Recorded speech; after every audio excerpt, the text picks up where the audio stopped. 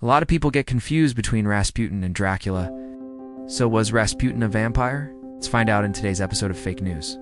Grigori Rasputin. Rasputin was born on January 21, 1869 in Siberia, to a peasant family. He had an older brother and two younger sisters. As a child, he attended the church regularly and became somewhat of a religious fanatic as he grew up. At the age of 13, his father died, and his mother Maria moved with her children to the city of Tobolsk.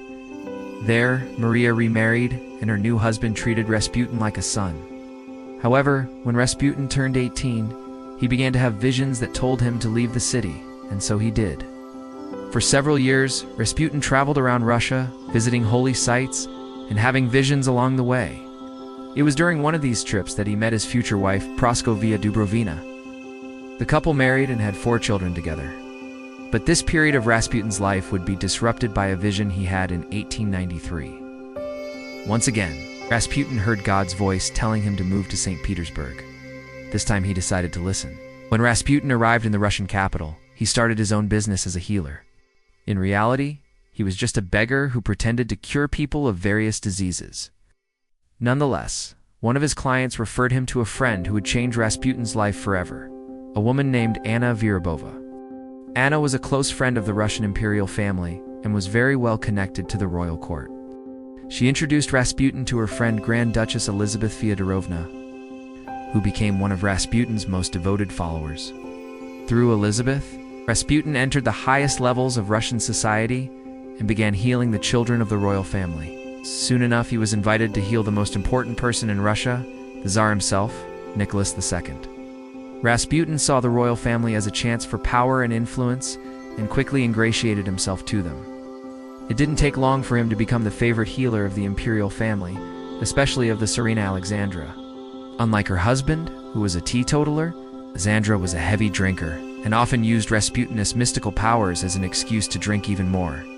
Over time, she became heavily dependent on him. And although Rasputin denied any romantic relationship with her, the two were frequently seen together alone without their entourages. The rumors of their affair reached the ears of King George V of England, who sent his secretary, Sir Arthur Hardinge, to investigate if there was any truth to the matter. Hardinge interviewed Rasputin, who confirmed that he was having an affair with the Tsarina. The revelation infuriated the king, who reminded Rasputin of his status as a peasant and warned him to back off from the Tsarina. Despite the warning, the affair between Rasputin and Alexandra continued. The affair between the Tsarina and Rasputin was only the beginning of the latter's rise to power in Russia. After arriving in St. Petersburg, Rasputin established a secret police force consisting of his own armed men who reported directly to him. He also amassed a fortune of over 400,000 rubles. Then came World War I. In the early days of the war, Russia was doing quite well. But as time passed, it became clear that the army wasn't able to support itself. Food and other supplies were in short supply, and the soldiers weren't being paid on time. Public discontent against the war grew, which alarmed Nicholas II. Wanting to calm the public down, the Tsar decided to give an interview. Unfortunately, the interview appeared in a German newspaper, which caused an uproar in Russia. People took to the streets to protest against the war and demanded the abdication of the Tsar. With the army already at risk of collapse, Nicholas had to restore order somehow, and so he asked Rasputin for help. Rasputin suggested that Nicholas should go to the front lines to inspect the troops, saying that this would show the public that the Tsar cared about the soldiers. Nicholas followed Rasputin's advice and went to see the troops. While the Tsar was gone, Rasputin gave a speech in which he insulted the protesters, calling them traitors. He then ordered his secret police to crack down on anyone who protested against the war. When Nicholas returned to the capital, he awarded Rasputin with the Order of St. Vladimir for his services. With protests quelled, Nicholas returned to the front line to check on the troops. This decision proved fatal for him because he contracted an illness and soon became gravely ill. He sent word back to the capital for Rasputin to come and heal him. Upon his arrival, Rasputin injected the Tsar with one of his mystic concoctions, and Nicholas immediately felt better. Rasputin then instructed the doctors to send him to the palace, where the Tsarina and the royal family awaited. When Alexandra received the news that her husband was seriously ill, she wasted no time and rushed to the front lines. But before she could reach him, Rasputin beat her there and stayed by Nicholas's side day and night until he recovered. The grateful Tsar awarded Rasputin with the Order of St. Andrew, the highest honor that could be bestowed upon a subject of Russia. Alexandra was furious about this.